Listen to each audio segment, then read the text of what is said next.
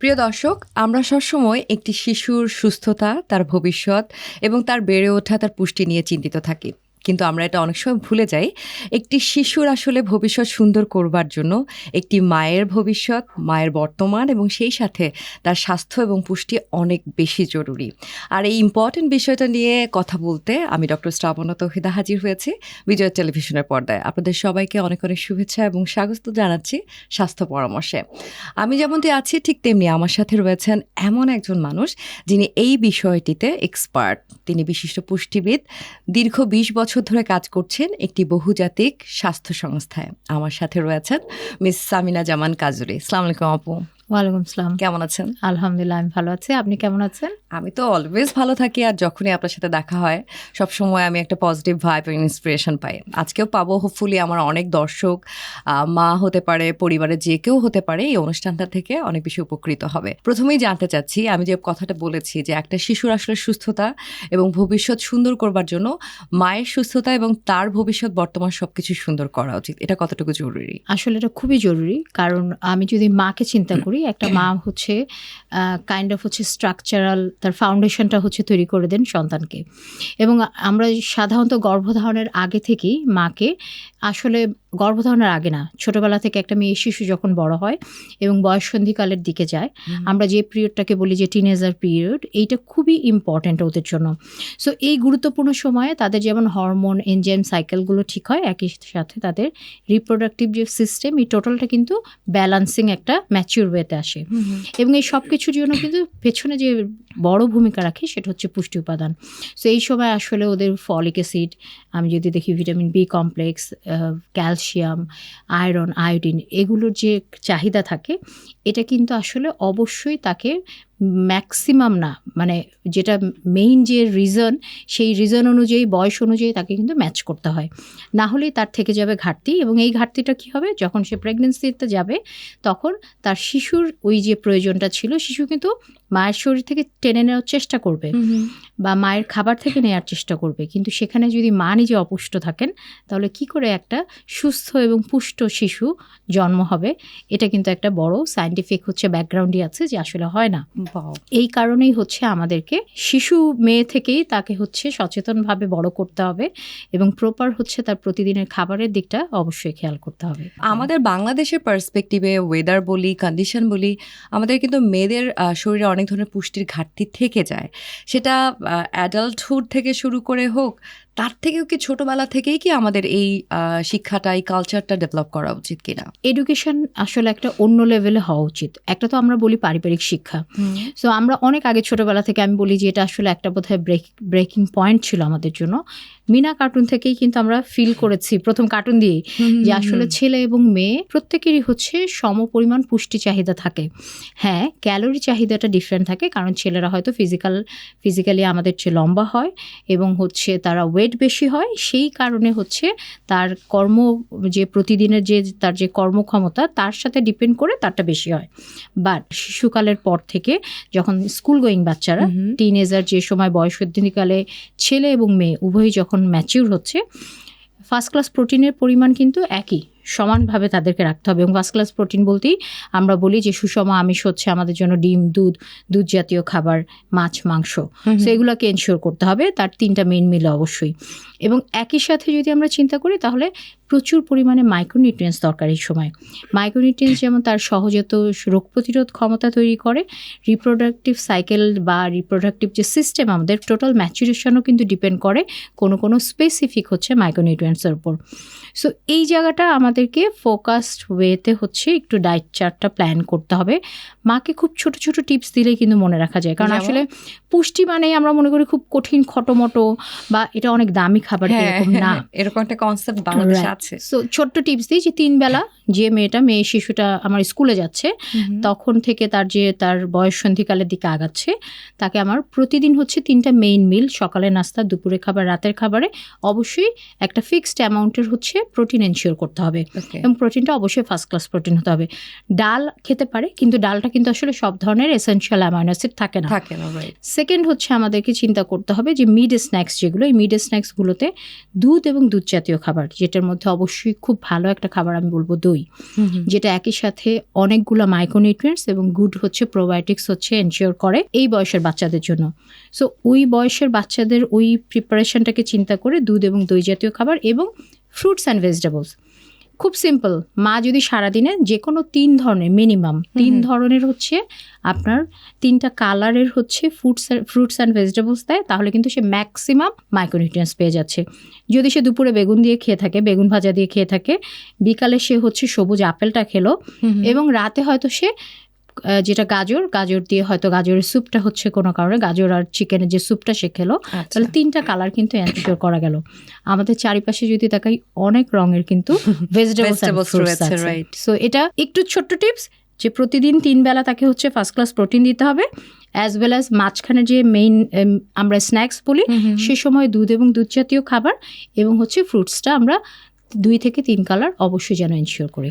Pre conceptual যে counselling এবং check up আমরা বলি, সেক্ষেত্রে একজন ডক্টরের কাছে হয়তো বা যাচ্ছে একটা পেশেন্ট, তাদের কি আসলে উচিত পুষ্টিবিদের কাছেও যাওয়া?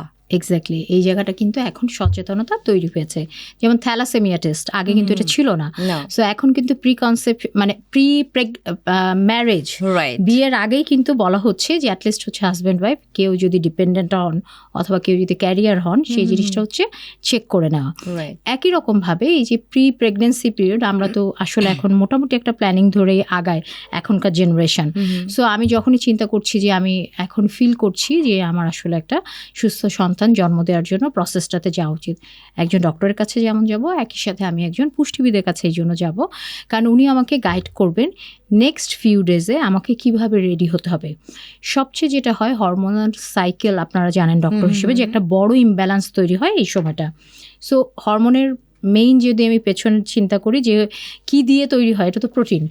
সো এই সময় ওই ধরনের প্রোটিন যেগুলোকে এনশিওর করা, প্রোটিনের সাথে আমার প্রপার ক্যালসিয়াম এবং হচ্ছে যেটা ভিটামিন সি, একই সাথে আমার ফলিক অ্যাসিড, বিকজ বাচ্চাদের প্রথম নিউরাল টিউব ডিফেক্ট যে আমাদের বার্থ যে ডিফেক্টটা থাকে, এটার অভাবটাই হচ্ছে শুধু ফলিক অ্যাসিড। একটু যদি আমরা সচেতনভাবে এই জিনিসটা আগে থেকেই প্র্যাকটিস শুরু করি এবং যদি যারা গাইনোকোলজিস্ট আছেন ওনারা সাজেস্ট করেন, তাহলে কিন্তু আসলে পুষ্টিবিদের কাছ থেকে একজন কাপল বা দম্পতি ওইভাবে জেনে নিতে পারেন।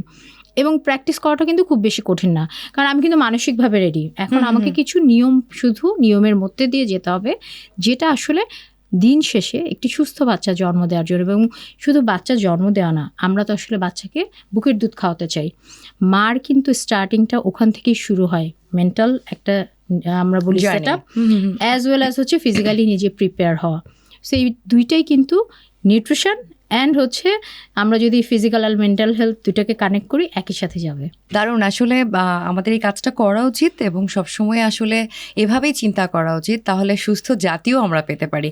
আরও অনেক বিষয় নিয়ে কথা বলবো এই টপিক রিলেটেড, তার আগে ছোট্ট একটা বিরতি নিচ্ছি। প্রিয় দর্শক, আপনারা দেখছিলেন স্বাস্থ্য পরামর্শ। এই মুহূর্তে নিচ্ছি ছোট্ট বিরতি, ফিরছি একটু পরে, আমাদের সাথে থাকবেন।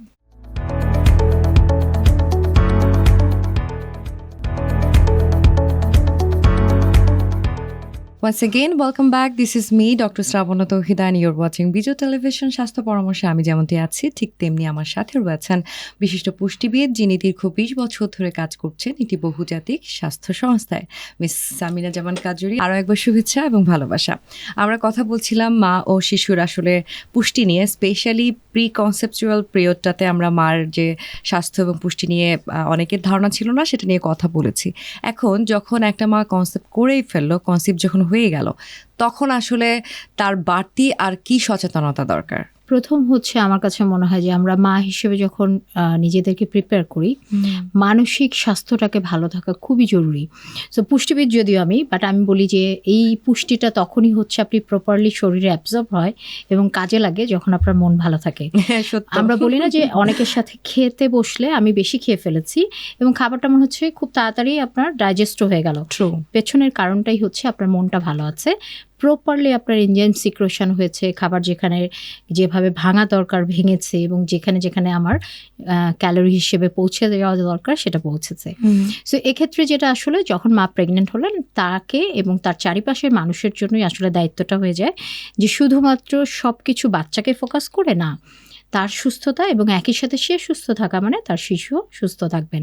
একটা তো হচ্ছে রেগুলার অ্যান্টিনেটাল চেক আপ, এটা তো আপনারা বলেনি।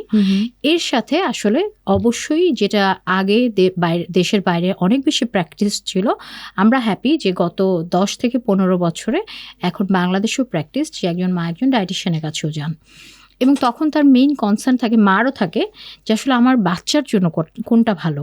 তো আসলে বাচ্চার জন্য কোনটা ভালো এটা চিন্তা করতে গেলে কিন্তু মাকেই খেতে হবে। প্রথম ট্রাইমেস্টার, যেটা ফার্স্ট ট্রাইমেস্টারে যেহেতু ফিজিওলজিক্যাল চেঞ্জের কারণে নসিয়া, ভমিটিং অনেক কিছু থাকে, বেশিরভাগ মাই কিন্তু খেতে পারেন না, অনেকে ওয়েট লুজও করে ফেলেন এই সময়টা। এই সময়টা একটু তাকে সাহস দিয়ে যেতে হবে যে এই সময় বাচ্চার যে বেসিক গঠনটা হচ্ছে ওটা ভেরি সিম্পল। ওটার জন্য শুধুমাত্র সে যদি first class protein, folic acid, vitamin B complex, calcium, vitamin D এই জিনিসগুলোকে যদি এনশিওর করে এবং একই সাথে সে তার এসেনশিয়াল ফ্যাটি অ্যাসিডটাকেও যদি খেয়াল করে, যেটা আমরা বলি ওমেগা 3 ফ্যাটি অ্যাসিড, যেটা পাওয়া যায় সাধারণত মাছ, তেলযুক্ত মাছ এবং একই সাথে বিভিন্ন লিফি ভেজিটেবলস, গ্রিন লিফি ভেজিটেবলসে, এই বিষয়টা খেয়াল করে খেলে মায়ের কিন্তু শিশুর যে 3 মাসের যে গঠন এটা কিন্তু এনশিওর করা যায়। আচ্ছা, মেইনলি শিশু ওয়েট গেইন করা শুরু করে কিন্তু সেকেন্ড ট্রাইমেস্টার থেকে, এবং 4 থেকে 5 মাসের মধ্যে তার হার্ট, লিভারের সব শেপগুলো কিন্তু মোটামুটি ম্যাচিউর হয়। এই সময়ে তার ফার্স্ট ক্লাস প্রোটিনের দিকে অবশ্যই খেয়াল করতে হবে, বিকজ প্রোটিন ইনটেকটা এনশিওর করতে হবে। অনেকেই দুধ খেতে পারেন না এই সময়, তখন আমরা খুব স্বাভাবিকভাবে বলি যে এটা অস্বাভাবিক না, আপনি একদমই মনে করবেন না শুধু আপনি এরকম। এই যে ইন্সপায়ার করা, এই যে সাহস দেওয়া, এটাই স্বাভাবিক, এটা তাকে বোঝানো, এটা কিন্তু তাকে নিজেকে থেকে ভেতর থেকে ইন্সপায়ার করে যে সে আবার খাবারটার দিকে অন্যভাবে খেয়াল করবে। তো আমরা বলি আপনি দুধ খেতে পারছেন না, কোনো অসুবিধা নেই, আপনি ছানা খান, আপনি বাটার খান, আপনি মিষ্টি খেতে ভালো লাগলে মিষ্টি খান, হ্যাঁ তবে অবশ্যই একটা উইথ এ কোয়ান্টিটি। সো প্রত্যেকটা জায়গায় পরিমাণটাকে এনশিওর করা হয়। খুব ইম্পর্টেন্ট যেটা আপনারা ডক্টররাও বলেন এবং আমরাও বলি, যেটা আগে জানা ছিল না, যে এই যে 9 মাস প্রেগন্যান্সি 270 ডেজ, এই সময় কিন্তু সবচেয়ে বেশি শরীরী গঠনের সাথে বাচ্চার ব্রেইন গঠন হয়ে যাচ্ছে অনেকটুকু। কোনো ইন্ডিভিজুয়াল শিশুর ক্ষেত্রে 50% লেভেলে তার ব্রেন ডেভেলপমেন্ট হয়ে যাচ্ছে এই সময়। হাউ ইম্পর্টেন্ট মায়ের খাওয়াটা। সো এই সময় আমরা বলি না যে আমার বাচ্চা বোকাশোকা, তাহলে বোকাশোকার জন্য বোধ হয় কোথাও গিয়ে আমার খাবারটাও দায়বদ্ধতা থেকে যায়। সো মাকে সেকেন্ড ট্রাইমেস্টারে উৎসাহিত করতে হবে, অ্যালং উইথ গুড প্রোটিন, তাকে মাইক্রোনিউট্রিয়েন্টস এবং ভিটামিন, যেটা এসেনশিয়াল ফ্যাটি অ্যাসিড, এগুলোকে এনশিওর করতে হবে। ক্যালোরি মেইনলি দরকার হয় থার্ড ট্রাইমেস্টারে। সো এই সময় তাকে 400 থেকে 500 কিলো ক্যালোরি অবশ্যই সে নর্মাল যে সময়টা তার থেকে বেশি খেতে হবে। তো এই কিলো ক্যালোরি সে কোত্থেকে পাবে? সেটা কি শুধু ভাত থেকে পাবে? আগে বলা হতো 1 মুঠ বেশি খাও। এই 1 মুঠ বেশি খাওয়া মানেই কিন্তু মা মনে করতেন যে 1 মুঠ ভাত বেশি খেতে হবে না। এখন তার জন্য একটা ডিমের জায়গায় 2টো ডিম, এখন তার জন্য একবার মিল্কের জায়গায় 2বার সে 250 ml করে মিল্ক খাবে। মিল্ক যদি ডিরেক্টলি না খেতে পারে তাহলে দই, ছানা, বাটার, যেগুলো মাখন, এগুলো খাবে। একই সাথে কিন্তু সে এনশিওর করবে যে সে যেন পর্যাপ্ত পরিমাণে সবজি এবং ফ্রুটস খেতে পারে। এই কয়েকটা জিনিস খুব সিম্পলি যদি মেনটেন করে, মা যেমন একটা সুস্থ বাচ্চা জন্মানোর জন্য নিজেকে প্রিপেয়ার করতে পারবেন, একইভাবে যেটা ব্রেস্ট ফিডিং করানো, প্রত্যেকটা মাই চিন্তা করে যে আমার সন্তানকে আমি নিজে খাওয়াবো, এটার জন্য কিন্তু রেডিনেসটা তৈরি হয়। স্ট্রাকচারালি, ফিজিক্যালি সেটা ম্যাচুরেশন পায়, একইভাবে কিন্তু ওই জায়গাটা বড় ধরনের সাপোর্ট দিয়ে যায় এই ডিফারেন্ট নিউট্রিয়েন্টসগুলো। পুষ্টিবিদ যারা আপনারা আছেন তারা তো নিরলসভাবে কাজ করে যাচ্ছেন, তারপরে একটু জানতে চাই যে আপনাদের জায়গা থেকে আর কি কি ধরনের আসলে প্রচেষ্টা চালানো যায় এই ব্যাপারগুলোকে আরেকটু জনসম্মুখে নিয়ে আসার জন্য। রাইট, প্রপার চ্যানেলে ইনফরমেশনটাকে ডিসেমিনেট করা, এটা খুব জরুরি। এখন আমাদের মেয়ে শিশুরা 6-এর পরে ধরে নিচ্ছি স্কুলে যাচ্ছে, ক্লাস 1 থেকে কিন্তু প্রত্যেকটা সায়েন্সের যে বইয়ে একটা করে চ্যাপ্টার কিন্তু থাকে, অধ্যায় থাকে, যেটা খাদ্য ও পুষ্টি। কিন্তু আমি আমার নিজের মেয়ের কাছে শুনেছি যে এটা নাকি সবচেয়ে ওর্স লাগতো ওর কাছে, বিকজ এত boring.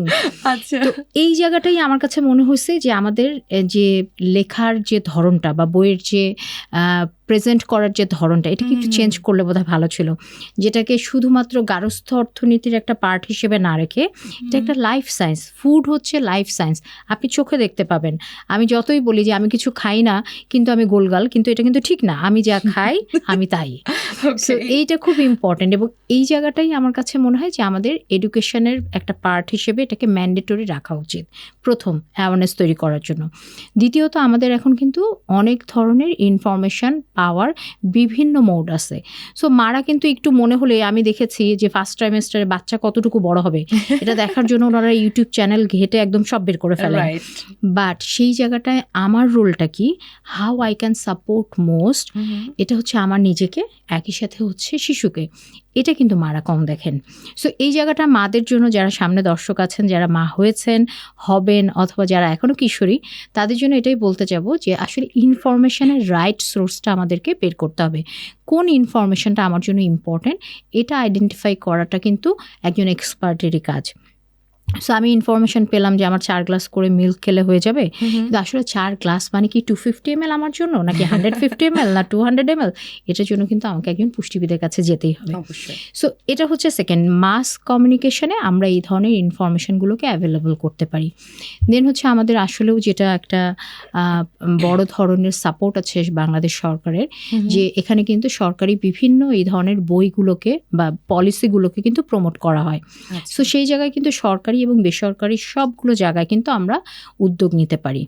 Last but not the least, প্রত্যেকটা স্কুলে, এটা আমি প্রায়ই বলি যে পুষ্টিবিদ হিসেবে আমার স্বপ্ন যে একসময় এমন একটা দিন আসবে প্রত্যেকটা শিক্ষা প্রতিষ্ঠানে একজন করে পুষ্টিবিদ নিয়োগ পাবেন। হসপিটালে না, শুধুমাত্র অসুস্থ মানুষের জন্য পুষ্টিবিদ না, একজন সুস্থ মানুষের জন্য কিন্তু পুষ্টিবিদ। আপনি একজন ইন্ডিভিজুয়াল সুস্থ মানুষ, আপনার আজকের খাবারটা আপনার জন্য খুবই important. If you are missing anything, কালকে কিন্তু আপনি ওটাকে ডাবল খেয়েও আজকেরটাকে আপনি হচ্ছে ফুলফিল করতে পারবেন না। সো আপনি যেটা ব্রেইন ডেভেলপমেন্ট বলছিলেন, 1000 দিনের গুরুত্ব, এটা WHO ওয়ার্ল্ড হেলথ অর্গানাইজেশন থেকেই চালু করেছে, এবং এই 2 বছরে 60 to 70% ব্রেইন ডেভেলপমেন্ট হয়ে যাচ্ছে। এরপরে আমি ওকে প্রতিদিন 4 চামচ করে আয়োডিন এবং আয়রন খাওয়াচ্ছি, কিচ্ছু কাজ হবে না, লাভ হবে না। Right, exactly.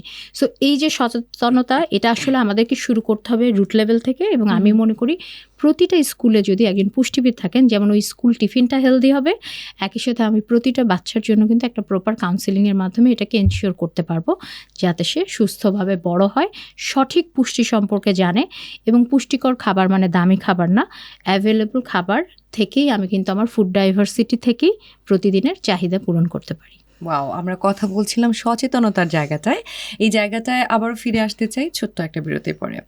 ভিউয়ার্স, আবারও নিচ্ছি ছোট্ট একটা বিরতি, স্বাস্থ্য পরামর্শে ফিরবো একটু পরেই। আমাদের সাথে ছিলেন, আশা করবো সাথে থাকবেন।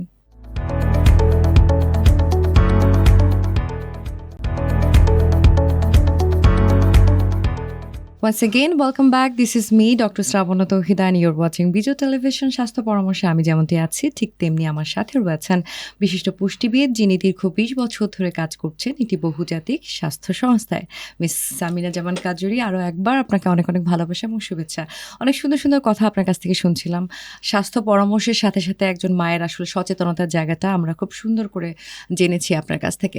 এখন বাচ্চা যখন হয়ে গেল, মা তো চাচ্ছে তাকে হচ্ছে ব্রেস্ট ফিডিং করাবে, কিন্তু অনেক সময় মা চাইলেও পারছে না, সেই জায়গাটায় আপনার কি বলবার আছে? তখন মাকে নিজের দিকে আবার ফিরে তাকাতে হবে, বিকজ শিশুটা আমি ধরে নিচ্ছি সুস্থভাবে ভূমিষ্ঠ হয়েছে। এখন কিন্তু আমাদের সবার কনসিয়াসলি ওই কনসার্নটা চলে যায় বাচ্চাটাকে নিয়ে, ওকে ঘুমাচ্ছে, ওকে এখন জেগে আছে, ওকে খাচ্ছে। সো খুব ছোট্ট একটা বলি যে আমরা বলি যে ও তো ব্রেস্ট ফিড করছে না, ও টানছে না। সো যেটা শাল দুধ আমরা বলি, প্রথম 2 থেকে 3 দিনের মধ্যে যে শাল দুধটা পায়, যেটা কিনা কলেস্ট্রাম, প্রথম ভ্যাকসিন শিশুর জন্য, সেই জায়গাটাতে যদি একটু ফোকাস করি তাহলে দেখবো যে এটা কিন্তু খুবই সামান্য পরিমাণে পাবে, এবং বাচ্চা আসলে একবার টানলেও 3 থেকে 4 ড্রপের বেশি পাওয়ার কথা না। এক হচ্ছে ওর সাকেন অ্যাবিলিটি তৈরি হতে হবে, একই সাথে ওর এর চেয়ে বেশি প্রয়োজন নাই, কারণ একটা শিশু যখন জন্মায় তার আসলে স্টোমাক ক্যাপাসিটি একটা মার্বেলের চেয়ে কিন্তু বড় না, ইটস অনলি একটা মার্বেলের মতো, এবং সে কিছুটা স্টোরেজ নিয়েই এখন মারপেট থেকে এসছে, তার আসলে খুব বেশি চাহিদা নেই। সো প্রথম 1 সপ্তাহ কিন্তু বাচ্চা অনেক কম খাবে এবং অনেক কম টানবে। আমরা মারা প্রথমেই অধৈর্য হয়ে যাই এখানে, এবং আমাদের দেশে যেটা হয় এখন সিজারিয়ান সেকশনের সংখ্যা যেহেতু বেড়েছে, সিজারিয়ান সেকশনের ক্ষেত্রে অ্যান্টিবায়োটিক বা এই ধরনের মেডিসিনগুলোর কিন্তু কিছুটা হলেও কারো কারোর জন্য সাইড ইফেক্ট আছে। সেক্ষেত্রেও দেখা যায় যে অনেক সময় ব্রেস্ট ফিডিংয়ে সমস্যা হতে পারে। প্রথমেই হচ্ছে মাদেরকে বলবো, আপনিই পারেন আপনার শিশুর জন্য সবচেয়ে বেশি ভালোটা করতে, এবং ধৈর্য ধারণ করাটা খুব জরুরি এই সময়। অবশ্যই কনসিয়াসলি মাকে এবং মার চারিপাশে, আমাদের দেশে যেটা হয়, দাদি বলছে কেন খেতে পারছে না, নানি বলছে কেন খেতে পারছে না, মা পাজেল, মা ঠিক মতো ঘুম হচ্ছে না, মার সিজারিয়ান সেকশনে ব্যথা হচ্ছে, প্রপার ওয়েতে রেস্টলেস থাকার কারণে সে আরো আসলে বেশি সেটা, সে আসলে খাওয়াতে পারছে না। রাইট সো এই জায়গাটাই মাকে মেন্টালি ইন্সপায়ার করতে হবে, মাকে সাপোর্ট দিতে হবে, মাকে বলতে হবে তুমি লিকুইড বেশি খাওয়া শুরু করো। আমরা প্রথমেই বলি চিকেন স্যুপ এবং মিল্ক এই সময়ের জন্য খুবই ইম্পর্টেন্ট। একটা যেমন হিলিংয়ে সাহায্য করবে, একই তার ব্রেস্ট মিল্ক প্রোডাকশনের জন্য হেল্প করবে, ডিহাইড্রেটেড হবে না মা। এবং যখনই মা প্রপারলি রিহাইড্রেটেড থাকবে তখনই তো তার ব্রেস্ট মিল্ক প্রোডাকশন হবে। মায়ের খাবারে মিথ আছে, কোনো ধরনের লিমিটেশন নাই। অনেকে বলে এই সময় গরু মাংস দেওয়া যাবে না, বেগুন খাওয়ানো যাবে না, অনেক কিছু। কিন্তু আসলে কি মার মিল্কটাকে সেই পরিমাণ পিউরিফাই করেই আসলে আল্লাহ পাঠিয়েছেন তার শিশুর জন্য। স্টাডি বলছে, সায়েন্স বলছে, এক একটা বাচ্চার জন্য মায়ের কিন্তু ব্রেস্ট মিল্কের কম্পোজিশনও চেঞ্জ হয়ে যায়, বিকজ ওই বাচ্চাটার চিন্তা করেই কিন্তু তার ব্রেস্ট মিল্কটা প্রোডাকশন হয়। মাকে প্রপারলি খেতে হবে, রেস্ট নিতে হবে, সবাইকে সাপোর্ট দিতে হবে এইভাবে যে তুমি চাইলেই তুমি তোমার সন্তানকে খাওয়াতে পারো। 7 থেকে 10 দিন চেষ্টা করতে হবে, এবং এই সময়টা বাচ্চা অল্পই খাবে, তাতে অধৈর্য হওয়া যাবে না। আমরা মনে করি বাচ্চা কাঁদছেই মানে ওর ক্ষুধা পেয়েছে, রাইট কিন্তু কান্না মানে কিন্তু ক্ষুধা না, ইয়েস অফকোর্স নট, অনেক কারণেই সে কাঁদতে পারে। আমরা যারা মা হয়েছে এখন বুঝি। তো এই বিষয়টাকে তখন একটু হলেও আলাদা করে মাকে সাপোর্ট দিতে হবে, এবং সেই সময় যারা কেয়ার, বাসার অন্যরা আছেন যারা কেয়ার করতে পারেন, তারা হয়তো কিছু সময় শিশু সন্তানটাকে কাছে রাখলেন, ও ঘুমালো, ওর মাও একটু প্রপার ঘুম পেল। যখনই মায়ের ঘুম আর খাওয়াটা একটা রেগুলার সাইকেল আসবে, ব্রেস্ট মিল্কটা রেগুলার প্রোডাকশনে চলে আসবে। আবার অনেকে যে বলে যে এই সময় মা ঝাল খেলে বাচ্চা ঝাল লাগবে, ঠান্ডা খেলে ঠান্ডা লাগবে, সুপারস্টিশন যেগুলো চলে আসে, বাট আসলে এটা পুরোটাই মিথ। কারণ কোনো মায়ের বুকের দুধের সাথে তো আর বেগুনের বিচি আসে না, তাহলে কি করে বুঝবো যে আসলে বাচ্চাটার জন্য এটা খারাপ? আসলে একদমই পুরো পিউরিফাই হয়ে বাচ্চার জন্য আসে।